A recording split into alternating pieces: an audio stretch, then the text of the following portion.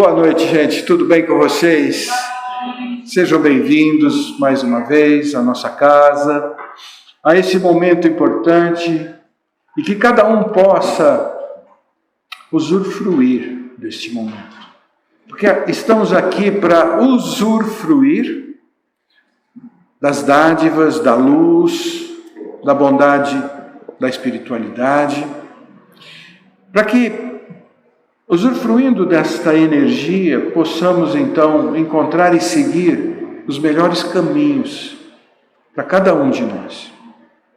Porque a vida é seguir um caminho. Muitas vezes a gente se decepciona, se entristece, perde aquela vontade, aquela garra, mas não significa que pegou o caminho errado, não, nada disso. Significa que aquele sentimento, aquele momento, aquela situação faz parte da vida, do progresso, da continuidade. Eu me lembro de uma coisa que fica, uma expressão que ficou muito marcada, não espere que a vida lhe entregue momentos, sempre momentos de felicidade, porque virão também momentos de tribulação, dificuldade. E o importante não é evitar a dificuldade, mas é saber, entender o que nós podemos fazer com aquela dificuldade em benefício próprio. Eu acho que essa inversão de pensamento pode nos ajudar muito no dia a dia, né? E eu comecei a falar já e eu não fiz uma oração. Lembrei agora, já me puxaram a orelha aqui, ó. Opa! E é tão importante fazer oração, né? Então vamos elevar o nosso pensamento, abrir o nosso coração. Vamos verdadeiramente nos encontrar com os nossos mentores espirituais, com aqueles seres iluminados que nos ajudam tanto, nos apontando caminhos, nos indicando o que deve ser feito. E vamos abrindo o coração, receber essa dádiva, essa luz, essa bênção, para que possamos, na noite de hoje, aproveitar cada pedaço do texto, da explicação, enfim, de tudo que nós pudermos falar nessa noite, utilizando em proveito próprio e aproveitando tudo isso para seguir em frente em direção à felicidade. Que assim seja, graças a Deus. Para começar, como sempre, vou abrir um livro aqui aleatoriamente e escolher aqui uma lição e vamos tentar desenvolver alguma coisa sobre ela. O livro é Caminho, Verdade e Vida, Chico Xavier, pelo Espírito de Emmanuel.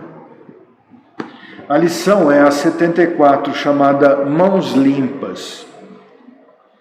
E ela começa assim: E Deus, pelas mãos de Paulo, fazia maravilhas extraordinárias. O Evangelho não nos diz que Paulo de Tarso fazia maravilhas, mas que Deus operava maravilhas extraordinárias por intermédio das mãos dele. Olha que interessante refletir sobre esse parágrafo. É uma verdade, Deus opera pelas suas criaturas. Ora, se Deus opera pelas suas criaturas, cabe a nós, então, entendendo isso, sermos boas ferramentas. Não adianta eu ser um machado cego, um machado sem cabo, um machado de aço mole. Não vai cortar né? Não vai cortar a árvore como devia, tirar a lenha, cortar a lenha como devia. Então, que sejamos boas ferramentas, porque Deus opera sempre através das suas criaturas. O Pai fará sempre o mesmo, utilizando todos os filhos que lhe apresentarem mãos limpas. E aí, nesse caso, ele já começa a definir um pouco o que significa, o que ele quer dizer com essas mãos limpas.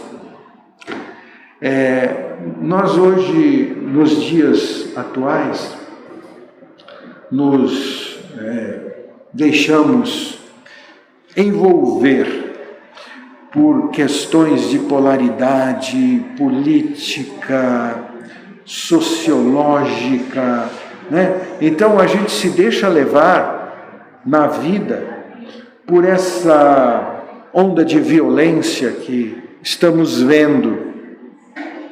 E aí eu pergunto, não existia violência antes? Sempre existiu. O mundo sempre foi muito violento.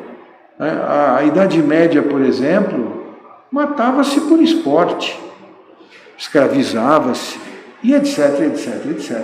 Escravizar também é matar, não é?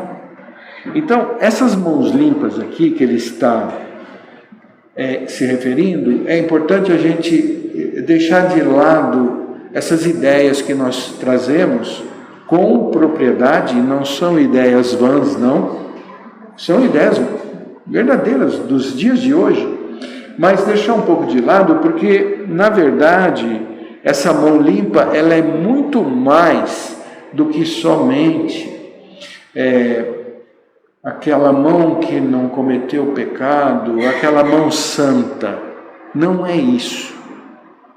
Não é isso. Se a gente pensar e voltar em Santo Agostinho, ele refletia ao fim de cada dia sobre tudo o que ele fez de mal. E nós poderíamos adotar esse pensamento e essa mecânica também. Nós poderíamos adotar sim essa mecânica que Santo Agostinho tanto nos fala. Só que essa questão da mão limpa, ela vai além. Santo Agostinho dizia que ao fim do dia ele refletia sobre tudo o que ele fez de mal, mas que também ele refletia sobre tudo que ele deixou de fazer de bem. Essa mão limpa é aquela mão que não só não faz o mal, mas também está sempre pronta a fazer o bem. Isso é muito importante, porque, via de regra, o ser humano, nós todos, na vivência da vida, na matéria, nós nos apresentamos com uma carga de egoísmo bastante relevante, todos nós. Esse egoísmo vem do instinto, ele vem muito lá de trás. Quando o ser humano precisava matar para sobreviver, precisava se defender com a espada, porque senão ele seria dizimado. Então, esse instinto da raça humana, do ser humano material, então ele ainda permeia as nossas vidas, se mostrando como? Com pitadas de egoísmo. E essa mão limpa que ele se refere, o Pai sempre fará o mesmo, utilizando todos os filhos que lhe apresentarem mãos limpas. Volto então a ratificar. A mão limpa, deste caso, não é somente aquela mão que não faz o mal, mas é, acima de tudo, e também aquela mão que está sempre disposta a fazer o bem. Não tem preguiça, não tem desalento, não tem falta de vontade, não tem nada disso. está sempre disposto a fazer o bem. Muitos espíritos mais convencionalistas que propriamente religiosos encontraram nessa notícia,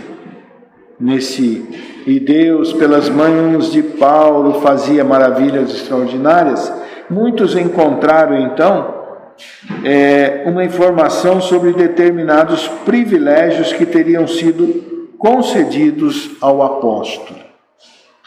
Antes de tudo, porém, é preciso saber que semelhante concessão não é exclusiva. A maioria dos crentes prefere fixar o Paulo santificado sem apreciar o trabalhador militante. Se vocês pegarem a história que começa como Saulo, vocês sabem quem foi Saulo? Saulo de Tarso? Paulo de Tarso, São Paulo. Ele chamava-se Saulo quando ainda era um doutor da lei, um homem influente no Sinédrio.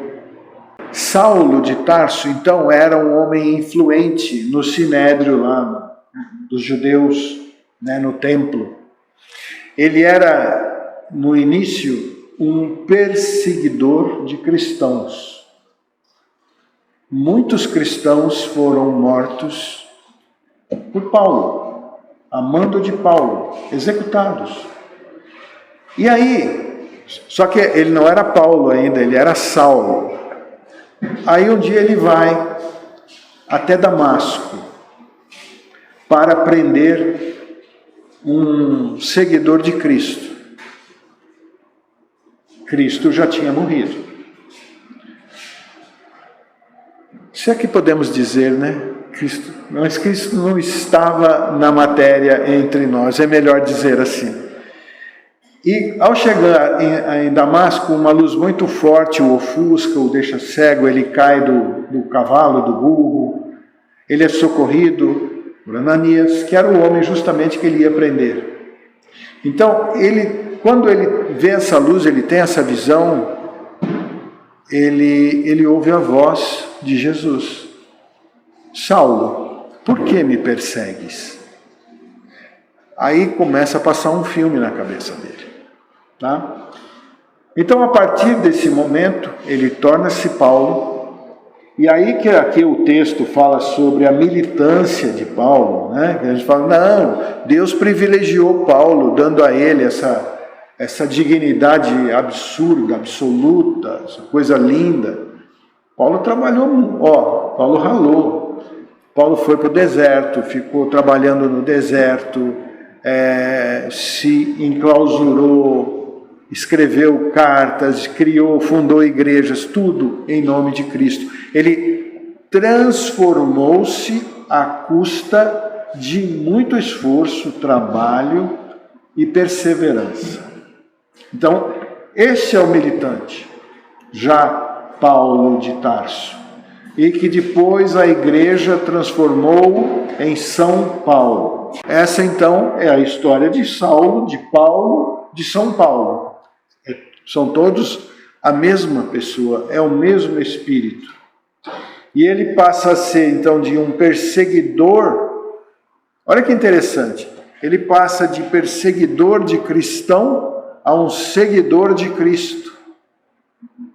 E nós podemos fazer isso tudo. Podemos fazer sim. Mas está tão difícil a vida. Pois é. A de Paulo não foi mais fácil. E Paulo foi também morto por ser cristão. Foi preso pelos romanos, escreveu um monte de cartas. Então, Paulo trabalhou demais em prol da distribuição, da divulgação da Boa Nova, da doutrina de Jesus. Quanto custou ao apóstolo a limpeza das suas mãos? Raros indagam relativamente a isso. É o que eu acabei de dizer. Muita gente não faz nem ideia o quanto custou para o Paulo deixar as mãos prontas, Recordemos que o amigo da gentilidade fora rabino famoso em Jerusalém, é o que eu acabei de dizer, ele era do templo. Movimentara-se entre elevados encargos públicos, detivera dominadoras situações.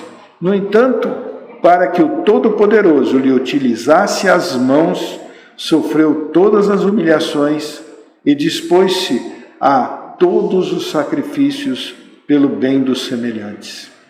Ensinou o Evangelho sob zombarias e açoites, aflições e pedradas. Apesar de escrever luminosas cartas, jamais abandonou o tear humilde até a velhice do corpo. O tear humilde é muito interessante, né? Que o tear é aquele equipamento onde você tece, faz o tecido. E o tear humilde é você procurar fazer em você um tecido de humildade.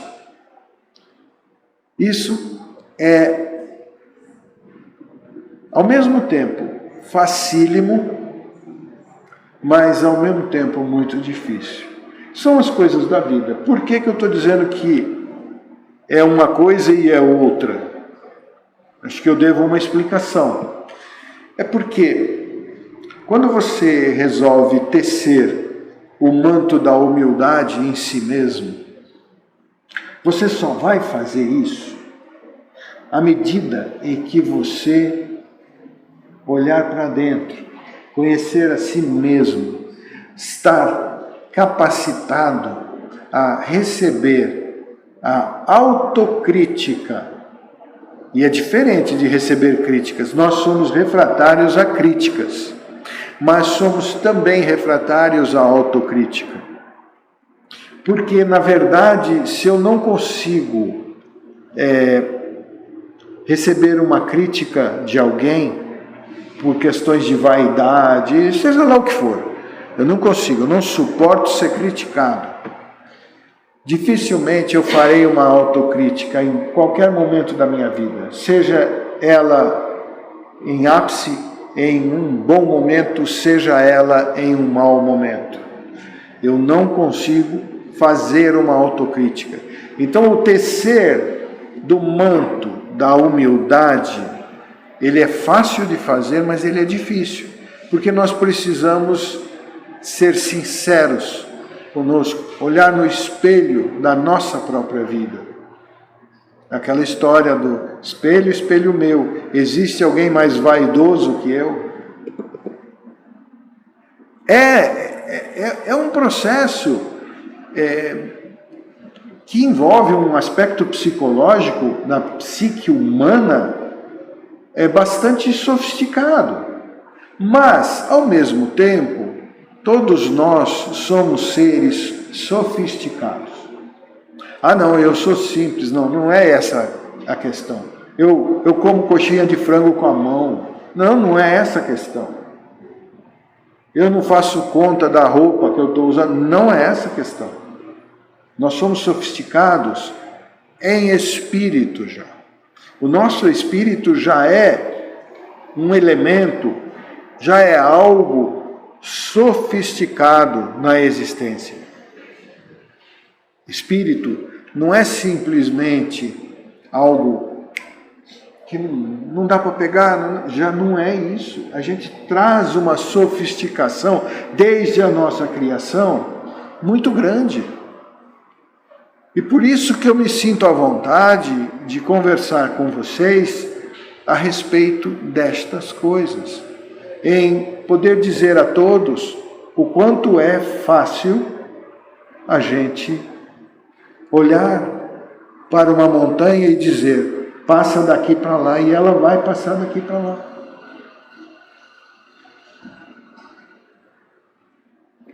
Porém, ainda somos, apesar e embora sejamos sofisticados, apesar disso, ainda trazemos a pouca fé.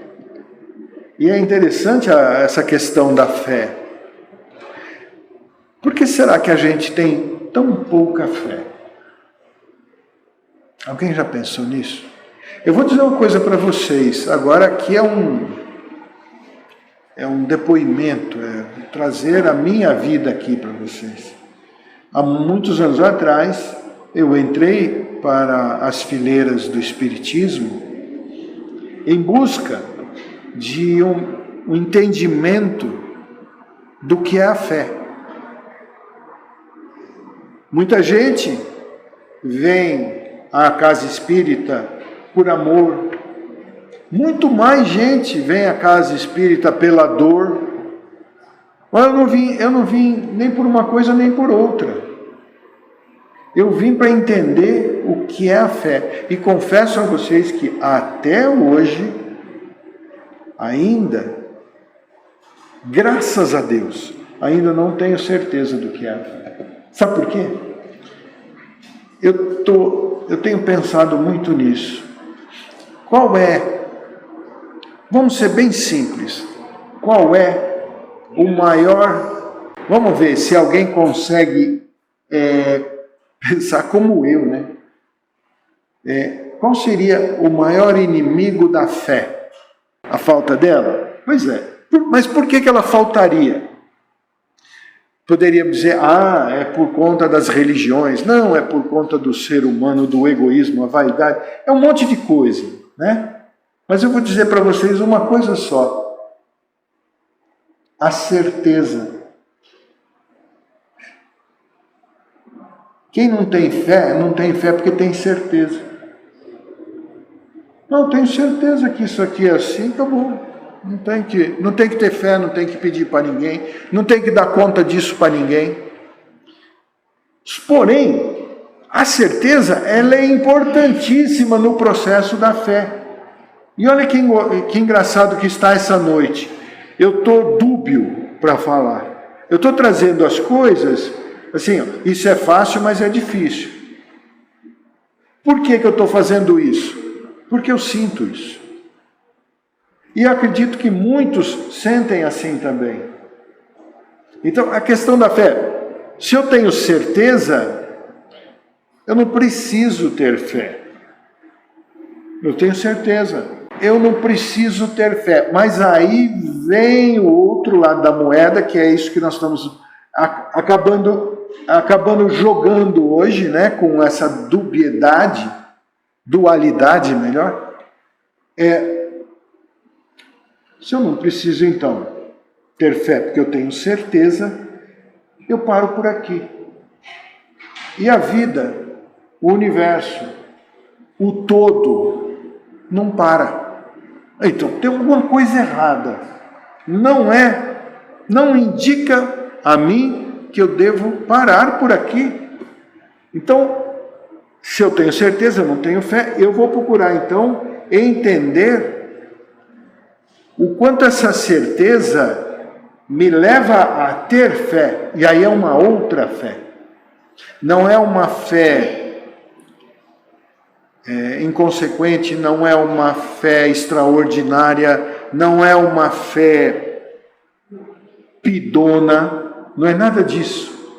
É uma fé que começa então a brotar de dentro de mim.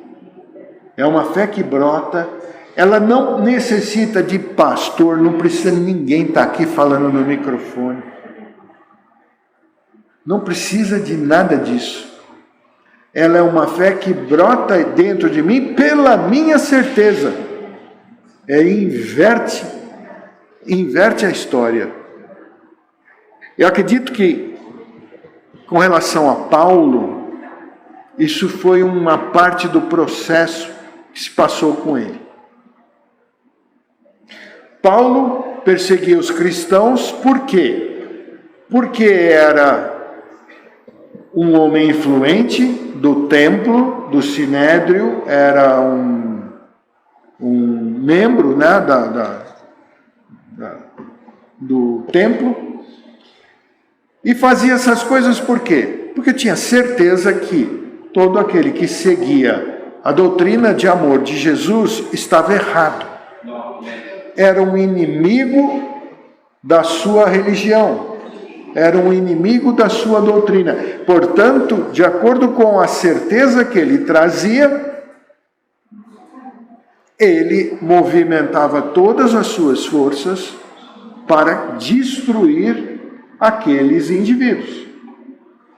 Até que essa certeza, gerando então a sua fé judaica, ela mantinha a sua fé judaica. Essa certeza então transforma-se em quê? Muda.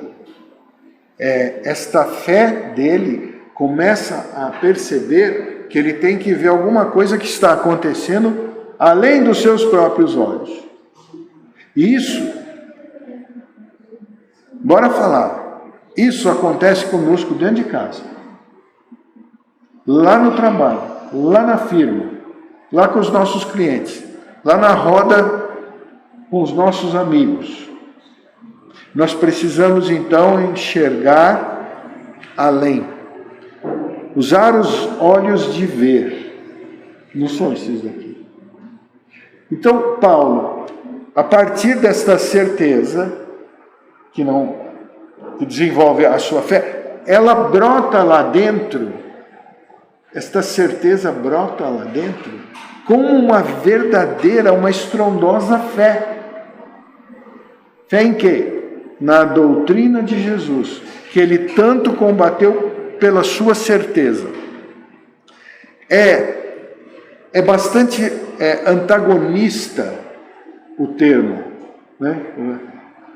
O que pode deturpar, não, mas diminuir a fé é a certeza. Porém, quando temos a certeza de algo que está além dos nossos olhos, que começa a brotar de dentro de nós, isso sim pode ser chamado de fé, uma fé extraordinária. Aquela fé que Jesus se referiu aos seus discípulos, capaz de mover a montanha. É a fé que os físicos quânticos colocam como o processo do observador, que ao observar a energia que aqui dentro se encontra, colapsa a energia em matéria e transforma o microfone, a cadeira, a mesa, transforma isso tudo. Jesus era um exímio controlador dessas forças. Por isso, era capaz de curar, restaurar a visão de um cego, reabilitar um aleijado que nunca andou, né?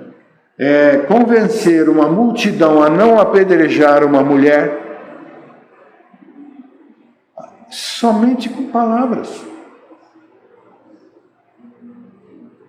E assim, continuando o texto, considera as particularidades do assunto e observa que Deus é sempre o mesmo Pai, que a misericórdia divina não se modifica, mas pede mãos limpas para os serviços edificantes junto à humanidade. Tal exigência é lógica e necessária, pois o trabalho do Altíssimo deve resplandecer sobre os nossos caminhos.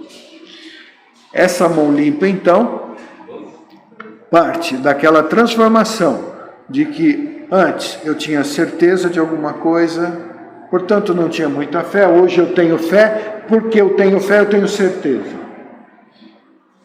E eu faço, e eu consigo, através desta fé raciocinada, a fé da certeza, eu consigo modificar a estrutura atômica de um indivíduo. Como é que os doutores lá dentro são capazes de curar desde uma frieira a um processo, uma doença gravíssima? Como? Alguém já parou para pensar nisso? É através da modificação atômica. Eles conseguem manipular os átomos que vão formar as moléculas, que vão formar os órgãos, e regenerar um fígado que está lá debulhado, né? Um intestino que não funciona direito mais há muitos anos. E eles vão conseguir, então, restaurar esse ambiente interno, essa fisiologia humana. Usando o quê? A certeza.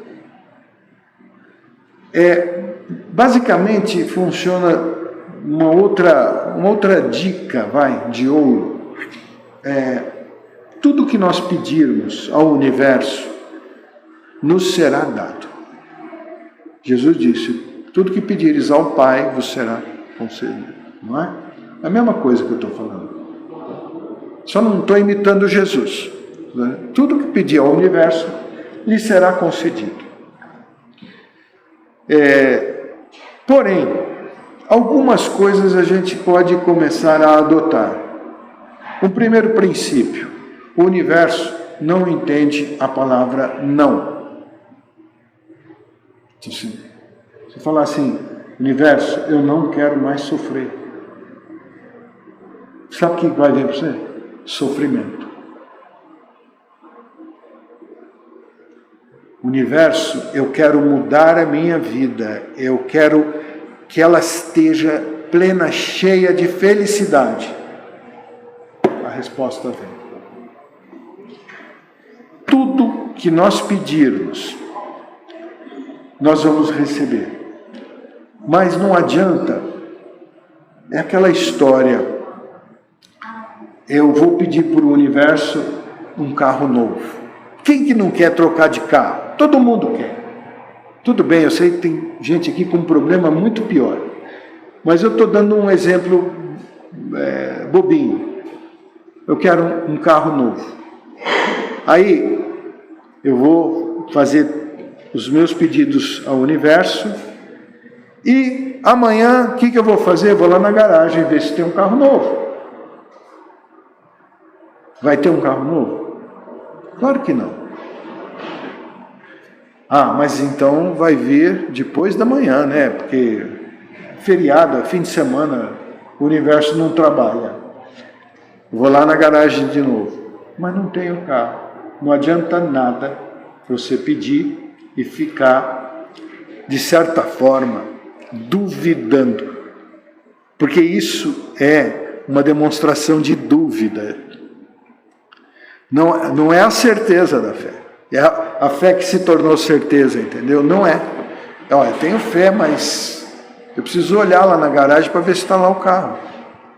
Eu tenho fé que eu vou sarar dessa gastrite que está me acabando com os dias. Mas todo dia eu levanto: será que eu vou ter azia hoje? Será que eu vou fazer uma boa digestão hoje? Não é este o caminho. O caminho é buscarmos a certeza para que ela nos leve à fé. E não para que a certeza nos dispense de ter fé. É bem interessante esse tema, mas é assim, não vai acalentar todo mundo, porque quando eu falo precisamos ter certeza para ter fé, e a fé então vai nos transformar e realizar tudo que a gente busca, nem eu consigo ter essa postura ainda, porque somos seres sofisticados. Por sermos sofisticados, trazemos crenças, trazemos comportamentos de outras vidas. E como é que a gente tem agido e dialogado e convivido com essas nossas outras vidas? Já pensou? É óbvio que dentro do Espiritismo nós trazemos o conceito do véu do esquecimento a cada encarnação, não é mesmo? Todo mundo sabe disso. Porque seria muito difícil saber que eu joguei pedra em Jesus lá em Jerusalém, né? Seria terrível saber disso. E isso não iria compor a minha personalidade melhor, porque eu ia deprimir, sabendo que eu fiz isso. Eu era um oficial romano, chicoteei o homem lá na cruz. Porém, por sermos seres sofisticados, espíritos já sofisticados, nós, de certa forma, abrimos algumas portas ao nosso passado reencarnatório, o que é natural. Porém, quando abrimos portas, precisamos saber quem passa por elas, né? Quem entra por elas. Não dá para a gente arregaçar as portas de casa e entra quem quiser, não é assim. Então, a gente precisa ter uma certa atenção nisso, mas ao voltarmos um pouco e percebermos, de certa forma, o que fomos, o que já fomos, eu sinto isso em sonho, eu sinto isso em intuição, eu sinto isso quando eu vou ao centro espírita. Ao percebermos o que já fomos, a gente usar isso como um fortificante, como se fosse uma grande lição que precisamos aprender. É importante a gente se relacionar com as nossas passadas reencarnações. Ah, mas eu não consigo, eu não me relaciono, eu não tenho nada, eu não vejo nada, eu não sinto nada. Tudo bem, mas pense nisso. Pois quando você for atendido pelo médico, certamente ele está vendo todo o teu currículo reencarnatório. Está vendo aqui por que você tem esse problema na articulação? Se a sua articulação dói, judia de você, sabe por quê? Lá na Idade Média, você era um carrasco lá no castelo do Lorde não sei o quê, e você botava os camponeses numa mesa, amarrava perna e braço e esticava até o cara morrer. Quem de nós aqui já não fez isso? Não sei. Mas podemos ter feito isso. Por isso que eu estou operando da coluna lombar, né, da cervical. Por isso que eu tenho dor nas costas. Então, isso no fundo é uma forma de relacionamento com as passadas reencarnações. As nossas passadas encarnações, não reencarnações. Se eu estou falando do passado, são encarnações. É uma forma de dialogar e de aprender alguma coisa. Ah, mas tudo que eu passo hoje é reflexo? Não. Tudo que você passa hoje é uma somatória, reflexos de histórias reencarnatórias e histórias vivenciadas agora, né? No presente. Então, toda essa nossa vivência se dá nesse sentido. Acredito que, a partir de um certo momento, todos vocês que vêm ao centro espírita, primeiramente em busca de algo, de uma cura, de uma solução, de uma problemática humana, social, amorosa, todos que vêm aqui em busca deste processo de restabelecimento, podem começar a raciocinar agora da seguinte forma: começar a entender por que essas coisas estão acontecendo. Isso significa que semana que vem todo mundo estará com a conclusão feita? passou de ano, está tudo certo, resolvido. Não. Isso é um processo. Isso leva tempo. Mas isso faz parte do nosso crescimento como ser humano. Tem um monte de coisa que a gente faz e que não é proibido fazer. Mas eu tenho que saber se, para mim, lá dentro, é lícito. Isso já é uma outra afirmação de Paulo. Tudo eu posso, mas nem tudo me é lícito.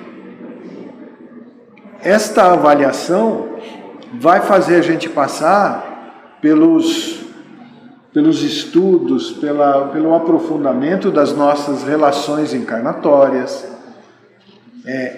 quem eu fui no passado, quem eu sou hoje. Eu lembro de uma historinha muito interessante, que é a historinha do seu João, que era um aposentado, trabalhou na companhia ferroviária, trabalhava na estação. O seu João sempre ajudou todo mundo na cidade. Todo mundo que batia à sua porta pedindo ajuda, o seu João ajudava.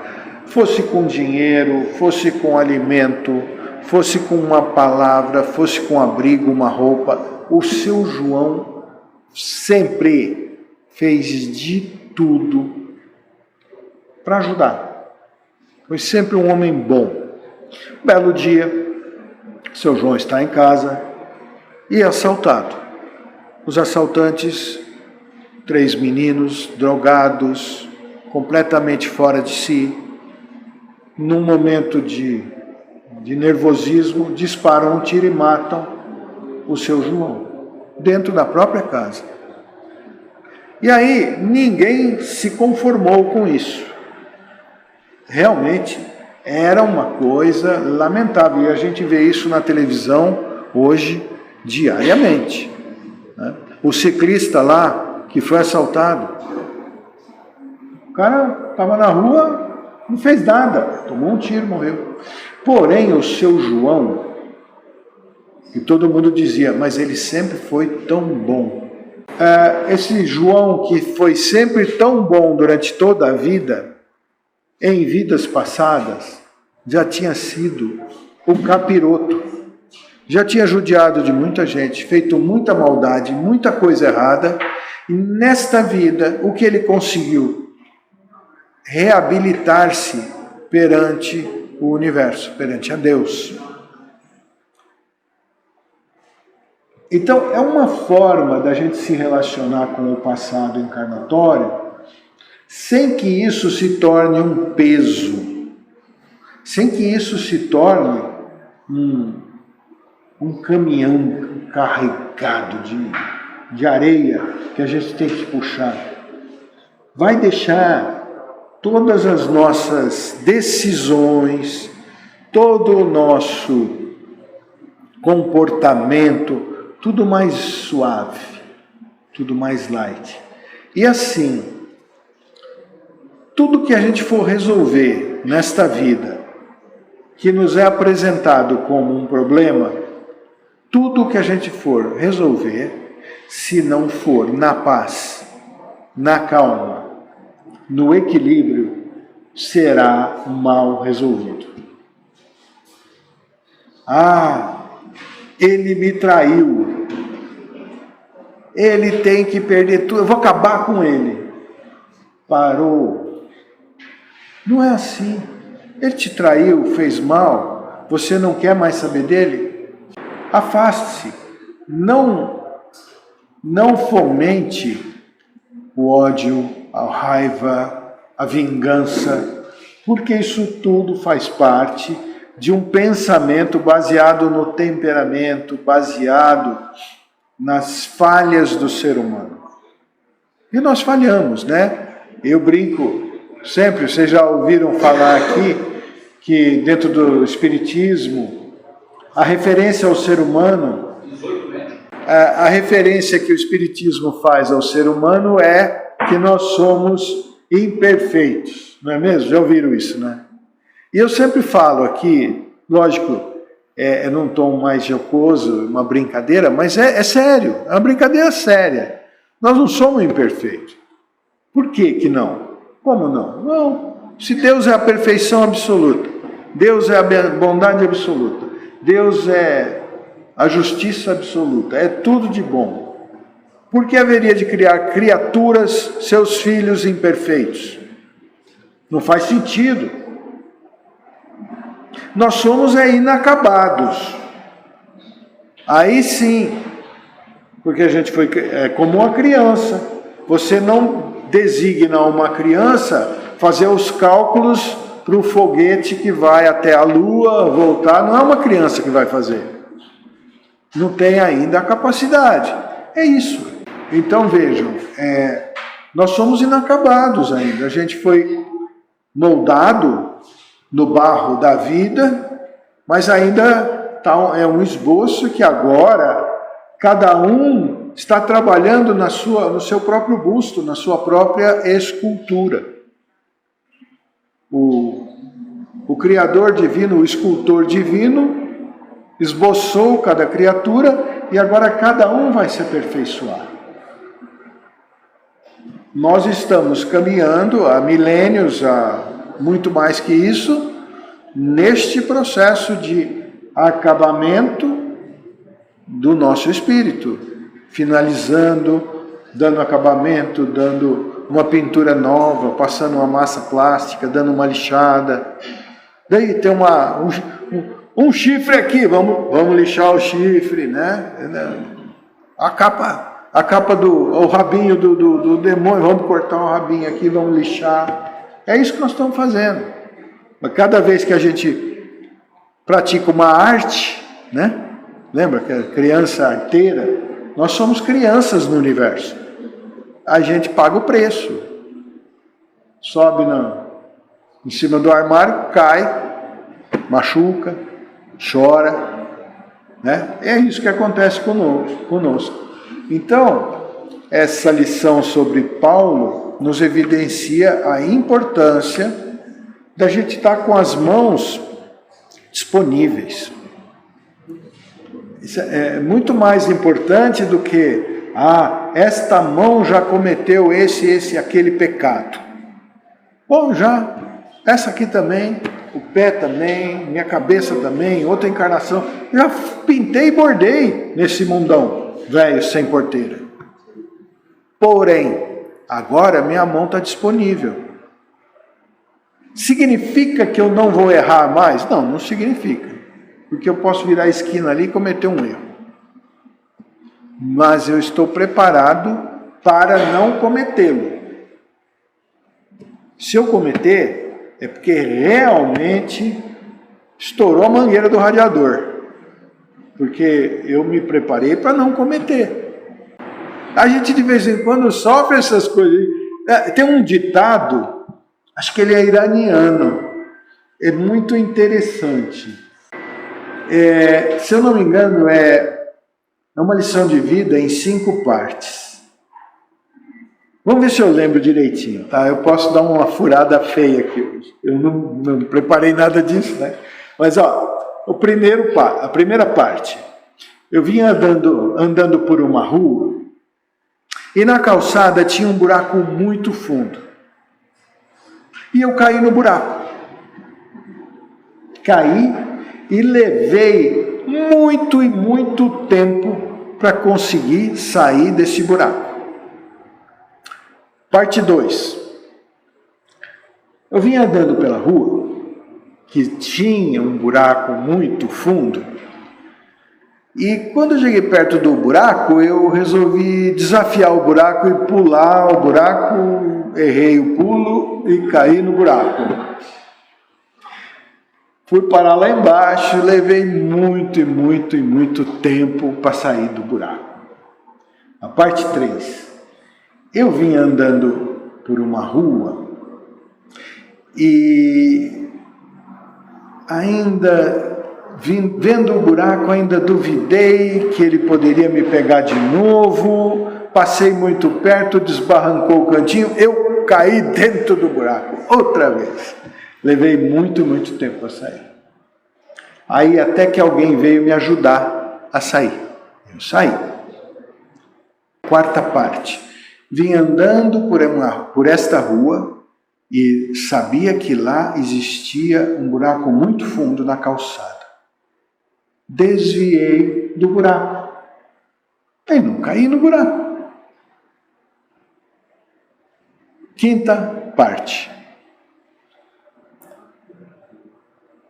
Mudei de rua. Comecei a andar por outra rua. A partir do momento que eu entendi que ali tinha um buraco, aquele buraco me tentava, eu passava por ele e queria desafiá-lo, e eu caía no buraco. Eu precisei de alguém para me ajudar a sair do buraco. Eu passei a mudar a rua que eu andava. Isso evidencia a nossa vida. As amizades. Eu tenho os amigos e tal. Eu estou com uns probleminha no fígado, não posso, eu vou ficar 1 ano sem beber. O que é a pior coisa que tem para o cara que resolve ficar 1 ano sem beber? Os amigos. Não é o boteco, não é a geladeira, não é a cerveja, não é nada, são os amigos. Lembra do buraco. Você tem que mudar de rua. Senão você vai cair no buraco de novo. E assim é a nossa vida. Aí você fala assim, mas então não são amigos. Não, não são os colegas. O amigo verdadeiro mesmo, ele não vai te levar para beber. Sabe que você está beirando a cirrose ali e fala, vai te chamar para beber. Imagina. Nem pensar, né? E é gozado essa coisa dos amigos, né? Muitas vezes, a gente vai descobrir que aquele grande amigo não era muito amigo assim. Era meio amigo da onça, né? E assim, quando a gente afina o entendimento, a nossa maneira de ver as coisas, a gente começa a identificar com mais habilidade, com mais profundidade, os amigos. Porque os parentes é um outro nível de relacionamento. É um outro nível. Mas os amigos, a gente começa então a identificar. A gente sabe quando vem uma esparrela, esse cara é amigo, mas vai aprontar para a minha cabeça. E tem isso. Volta e meia tem disso, né? Então é isso. As mãos limpas significa mãos dispostas ao trabalho incansável do bem. Então não vamos mais perguntar somente o que eu fiz de errado hoje, mas vamos lembrar de perguntar também, lá no fundo do coração, o que foi que eu deixei de fazer de bom hoje. Todo dia fazer essa reflexão. Alguém tem alguma colocação sobre a lição? Gostaria de falar alguma coisa? Então vou ler outra lição, vamos continuar batendo papo. Se alguém quiser voltar, fica à vontade. Eu acho interessante que a gente troque ideia. Tá? Cada um também se coloque, fale o que sente. Olha, eu não acho nada disso, Cacalo. Eu estou aqui para ouvir também. Eu não estou aqui para convencer ninguém. Não é essa a minha função. Na verdade, a minha função aqui é aprender com todos vocês. Eu sou um mero aprendiz. Não vou arrumar a vida de ninguém, não. Não tenho essa pretensão. Mas aprendendo com vocês, eu tenho certeza, porque essa energia que eu passo aqui, eu recebo de volta. Imediatamente. Toma lá da cá. Aprendendo com vocês, de certa forma, eu entendo que eu auxilio. Eu não estou aqui para auxiliar, mas eu entendo que auxilio. Porque quando a gente leva uma conversa neste nível, acho que a gente só pode auxiliar. Por isso que eu acho interessante, se alguém quiser se colocar, não tenha vergonha, se coloque e vamos conversar. Eu vou ler outra lição, é tudo do mesmo livro, e a gente vai debatendo, vai assimilando, né? Vamos falar sobre a terra proveitosa, lição 117. Porque a terra que embebe a chuva que cai muitas vezes sobre ela e produz erva proveitosa para aqueles por quem é lavrada, recebe a bênção de Deus. Os discípulos do Cristo encontrarão sempre grandes lições em contato com o livro da natureza. Olha que legal, isso aqui dá para a gente ficar 2 horas conversando. Quem aqui já abraçou uma árvore, gente? Aí, ó, já... Vai lá no fundo também, ó. Tá vendo? Aí, o que nós vamos achar? Ai, que bobagem. Bobagem nada. Nós somos natureza. Gaia é a que nos dá a vida. E assim, é muito legal abraçar uma árvore, mas só não. E quem aqui já plantou uma árvore? Então, gente, eu tenho uma pitangueira que eu plantei ela lá no estúdio, desse tamanho assim, parecia uma perninha de sabiá. Tinha 2 folhinhas e aquela perninha de sabiá. Se vocês vissem a árvore que está, a pitangueira linda que está. Agora eu plantei um pé de café em homenagem ao meu pai, homenagem aos preto velho, tudo que estão por aí. É assim, homenagem a eles. Eu vou lá, eu faço uma oração. Eu lembro do meu paizinho, que era cafeicultor, e lembro dos preto velho. Está tudo ali. E eu vejo crescer aquilo. E a gente tem que fazer, não é que tem que fazer, a gente precisa fazer isso. A gente precisa fazer. A gente precisa lembrar de que a cada consumo excessivo que a gente pratica na vida cotidiana, eu comprei 2 embalagens de pão de alho.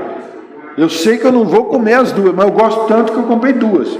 Eu gerei o quê? Eu gerei um lixo. Certo? Aquilo estraga fácil. Logo, eu comi uma, a outra estragou, mofou. O que eu faço? Jogo fora. Não, mas eu já jogo no lixo orgânico. Ótimo, já é alguma coisa, né? Eu tiro da embalagem, eu lavo a embalagem reciclável, orgânico. Já faço isso. Parabéns. Mas podia não ter comprado 2 criatura de Deus. Não é mesmo? Pensem nisso. A natureza é a nossa verdadeira casa. Enquanto estamos encarnados. Depois não, mas agora estamos.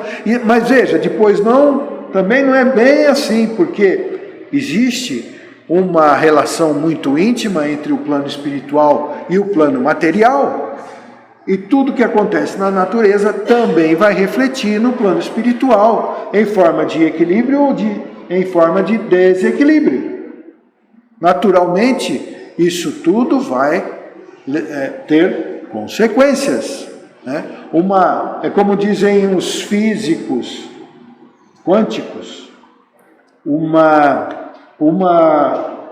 ideia, um texto, um estudo publicado aqui hoje, e ele é enviado através de ondas ao universo para sempre.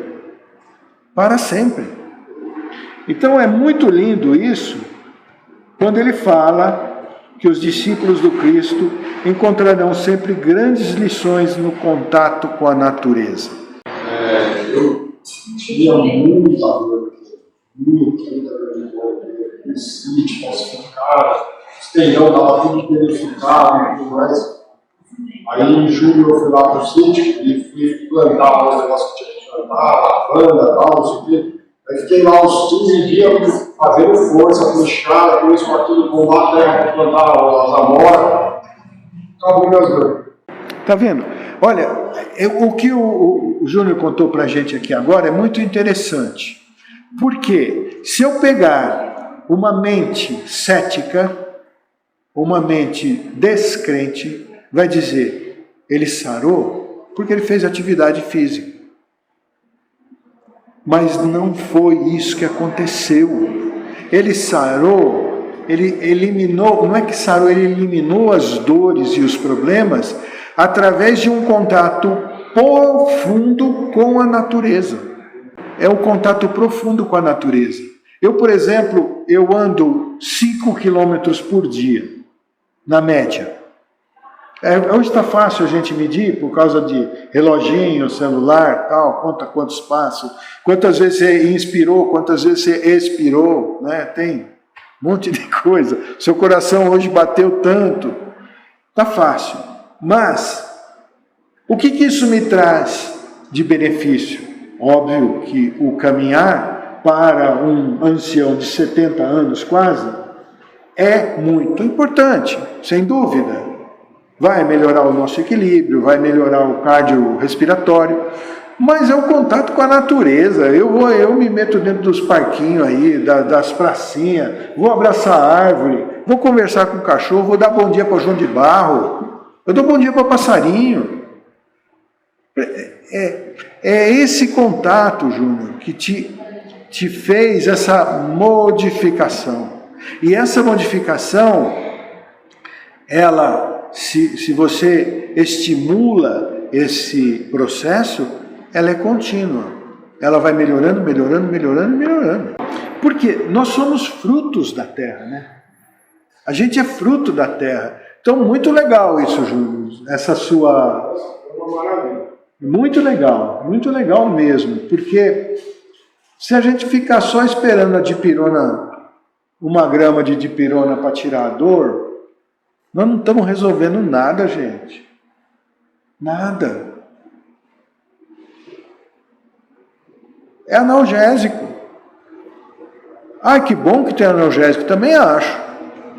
Acho que se não tivesse, a vida ia ser bem mais complicada do que já é, né? Mas, no entanto, o convertido de Damasco. Quem que é o convertido de Damasco? Paulo, acabei de falar, contar a historinha lá que caiu do cavalo. O convertido de Damasco refere-se aqui à terra proveitosa que produz abundantemente, embebendo-se da chuva que cai incessante na sua superfície, representando o vaso predileto de recepção das bênçãos de Deus. O que o Júnior fez?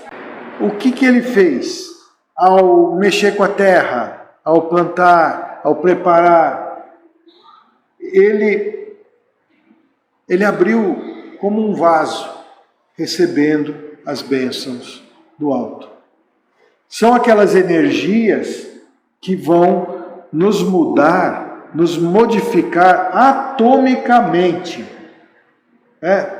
Vamos lá, a gente é fisiologicamente um ser que tem órgãos que são compostos de células, que são compostas de moléculas, que são compostos de átomos, e aí dá para ir mais longe. O que é o átomo? É matéria ou é energia?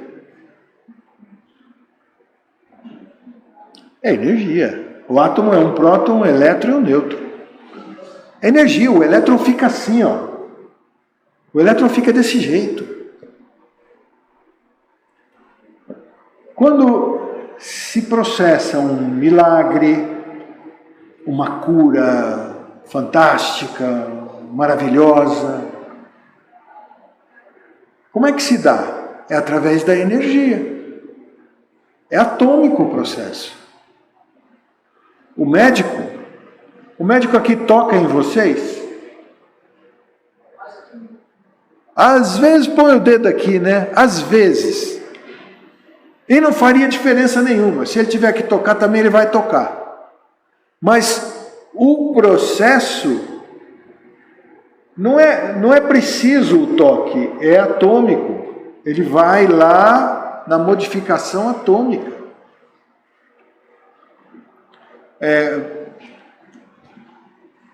Esse processo da medicina do espaço, ele é fantástico.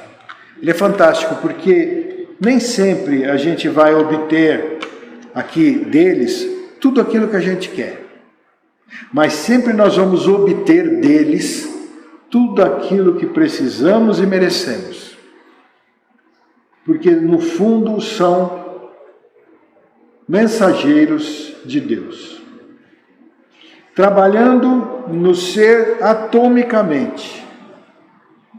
E isso refletindo através do perispírito, porque o perispírito é matéria?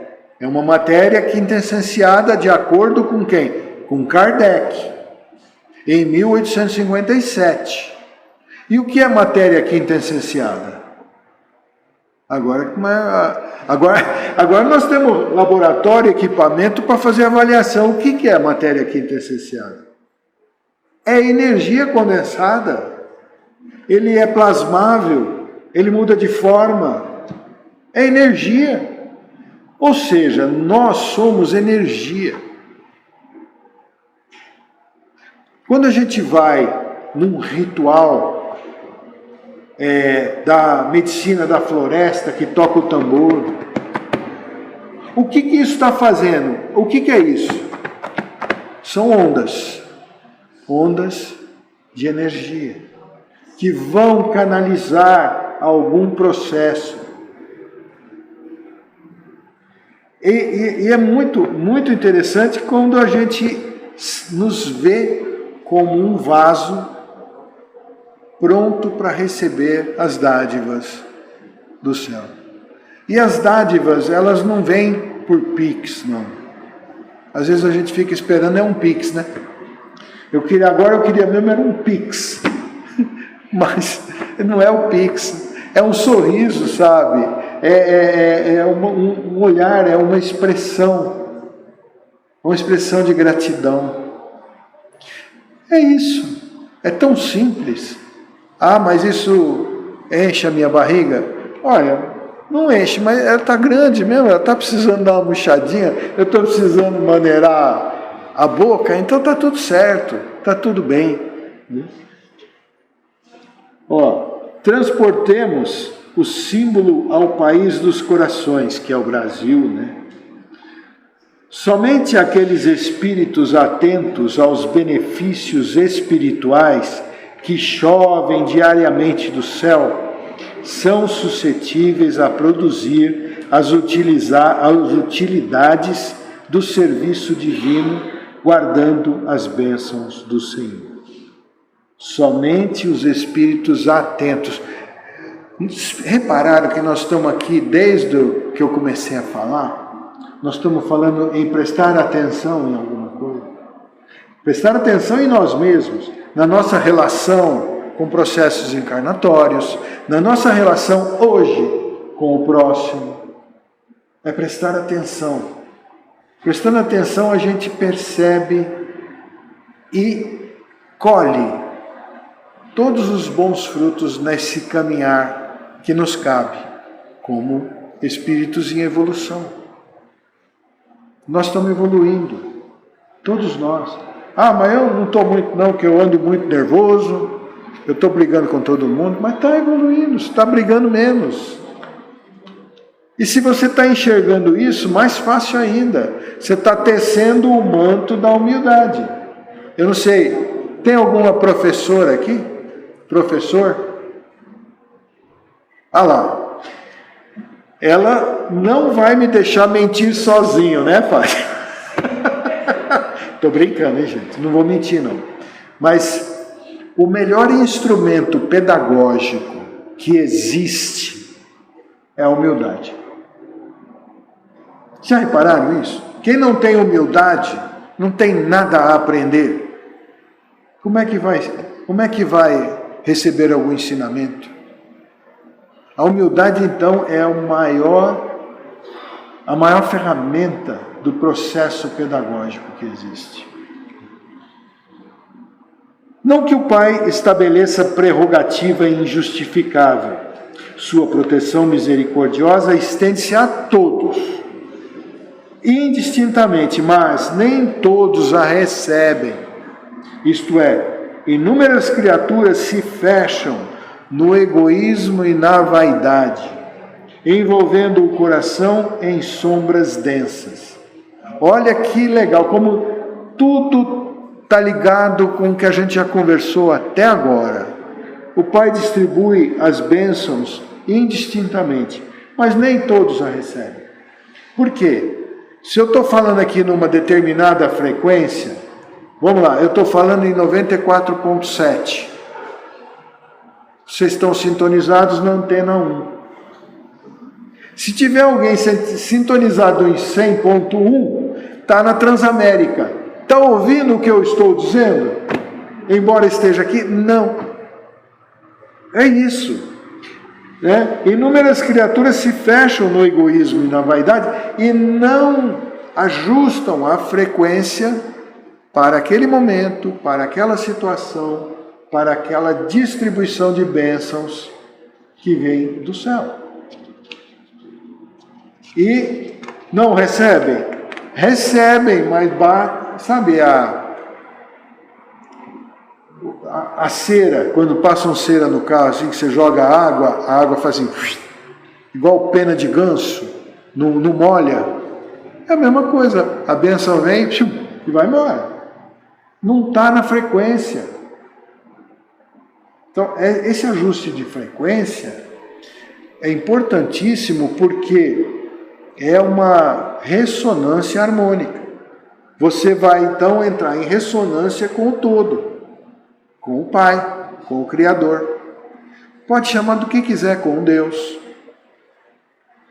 com Jeová. Você pode chamar do que é o todo. Você vai entrar em ressonância e vibrar na mesma frequência. Portanto, colher todos os frutos desta relação, deste momento, desta situação. É fantástico. Diga. Eu queria comentar, não sei se faz parte, mas eu queria fazer um comentário.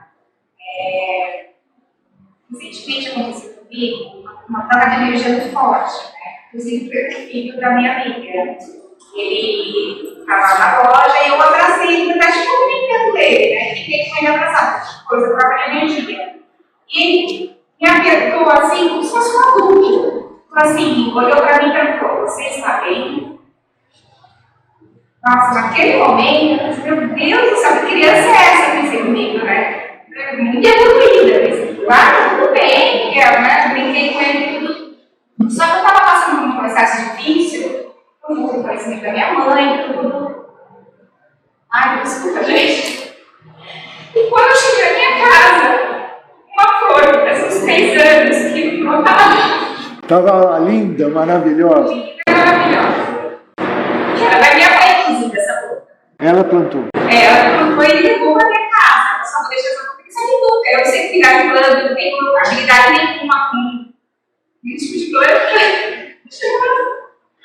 Olha, é interessante a costura que dá, né? Você lembra que a gente está falando da natureza? A natureza respondendo para você. A sua sensibilidade ajustando-se às frequências mais altas, onde você consegue receber um abraço de uma criança e, através de uma simples perguntinha que ela te faz, 3, 4, você está bem, 3 palavras, você entender o processo todo que está por trás disso, que a única e exclusiva objetivo, o único e exclusivo objetivo é a tua melhora. Esta criança é um anjo que veio lhe trazer uma mensagem que se transforma, se materializa numa flor, de uma planta, de quem? Da sua mãe, que não está, não é? trazendo então a mensagem consoladora, a mensagem: filha, você está bem. É só você se olhar.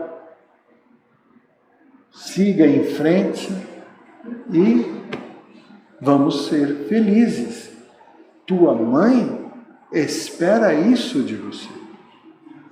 Toda lágrima é demonstração de amor, mas toda lágrima também é uma demonstração de dor. E não é o que ela pretende, não é o que ela quer. Ela quer ver o teu sorriso. Ela quer ver a tua felicidade. E ela está fazendo isso por você. É muito interessante a situação que ela passou, não é? E quando a gente está fechadinho, quando a gente está sintonizado no 100,1, a gente não ouve o 94,7. Não adianta, não ouve. O nosso radinho sintoniza uma estação de cada vez. É o máximo que dá para fazer. A gente não consegue assimilar e tratar os assuntos assim, né? Tanto é que se fizer uma experiência, pegar a mesma pessoa contando histórias diferentes ao mesmo tempo, a gente vai se embananar. Porém, esse exemplo que eu trouxe é interessante, porque você vai se embananar no começo. Mas depois, você vai começar a adquirir um controle e um comando desta situação bastante proveitoso, onde você vai entender as duas histórias. É o que passa com os espíritos, no mundo espiritual. Será mesmo que cada espírito ligado a cada um de nós encarnados só cuida da gente? Só sabe o que a gente faz? Pô, não pode ser assim, né? A coisa é muito maior. A coisa é muito mais grandiosa. E o que nós todos esperamos da vida é justamente compreender e usufruir essa grandeza. Por que será que a gente fica amuado? Por que a gente passa pelos processos de depressão? Por que tantos irmãos se jogam do 10º andar de um prédio? Não é mesmo? Ah, porque estava desesperado. Eu calculo. Você pular do 10º andar, você tem que estar desesperado mesmo. Você sabe que a lei da gravidade é implacável, né? Deus dá o tempo todo, mas nem sempre os filhos recebem de pronto as dádivas paternais. Apenas os corações que se abrem à luz espiritual, que se deixam embeber pelo orvalho divino, corresponde ao ideal do lavrador celeste. Neste momento em que o abraço te envolveu, você abriu o seu coração e se deixou embeber pelo orvalho divino. Foi recompensada pela manifestação da flor que nunca se abriu, né? E que veio te trazer essa verdade. O Altíssimo é o Senhor do Universo, sumo dispensador de bênçãos a todas as criaturas. No planeta terreno, Jesus é o sublime cultivador. O coração humano é a terra. A gente entendendo esse processo, e eu volto aqui a afirmar a vocês uma confusão que se faz, né, com Jesus. Jesus é Deus, é o menino Deus. Jesus não é Deus, Deus é Deus. Não sei. Aí me falaram que Jesus é Deus que veio à Terra para nos livrar dos pecados. Virou uma confusão, que a gente fez uma confusão e a gente deixa de aproveitar o que Jesus é. Jesus é mestre. É um baita professor que veio na escola da Terra. Para nós, os seus alunos. E a gente entendendo Jesus como Deus, a gente se afasta dessa missão pedagógica de Jesus, coloca ele no crucifixo, pega na parede, porque ali o sangue dele salva os pecados. A gente é muito pequenininho nesse... Aí eu volto a clamar a cada um de nós a sofisticação espiritual. A gente crescendo espiritualmente começa a entender melhor esses processos. Jesus e Deus são coisas diferentes. Deus é criador. Jesus é o nosso irmão. Irmão mais velho, mas é irmão. Ele foi arquiteto desse planeta há bilhões de anos atrás. Então, fica mais seguro seguir o caminho do Mestre e não confundi-lo com Deus. E Deus é outra coisa. Cumpre-nos, portanto, compreender que não se lavra o solo sem retificá-lo ou feri-lo, e que somente a terra tratada produzirá erva proveitosa, alimentando e beneficiando na casa de Deus, atendendo destarte à esperança do horticultor. É interessante aqui uma coisinha que ele coloca. Isso aqui estava em Paulo, a carta de Paulo, dos Hebreus. Não se lavra o solo sem retificá-lo ou sem feri-lo. Então, como é que é o processo de lavra do solo? Primeiro, o agricultor passa o arado. O que é o arado? O arado é um disco que afunda na terra e levanta e remexe a terra. Forma aqueles torrões, mas ele entra na terra ferindo a terra e vai buscar o quê? As coisas boas que estão ali embaixo e que no solo, na superfície, já queimou, o sol queimou, já não dá para a planta se desenvolver. Depois disso ainda, o agricultor passa a grade no solo, que é um outro implemento, que também tem discos metálicos, mas que vão quebrando aquele torrão que ficou do revolto, e vão dando uma alisada no terreno, para só depois vir a plantadeira, furando o chão de tantos em tantos centímetros, depositando ali a semente. Então esse processo, em termos de analogia, é ferir, fere o solo. É igual a gente, quer ficar mais bonito, vai fazer um peeling. O que é o peeling? Fere a pele. É um processo químico que queima, que retira uma superfície epitelial para que venha uma nova cutis, É isso. E é interessante que aí sim, você como agricultor vai obter a boa colheita. Mas vai depender de um monte de coisa. Não é só isso. Primeiro, essa terra tem que ser boa. Não adianta nada você passar o arado e a grade numa terra que não vale nada, que nem tiririca nasce. Então a terra tem que ser boa. Morreu aí? Não morreu.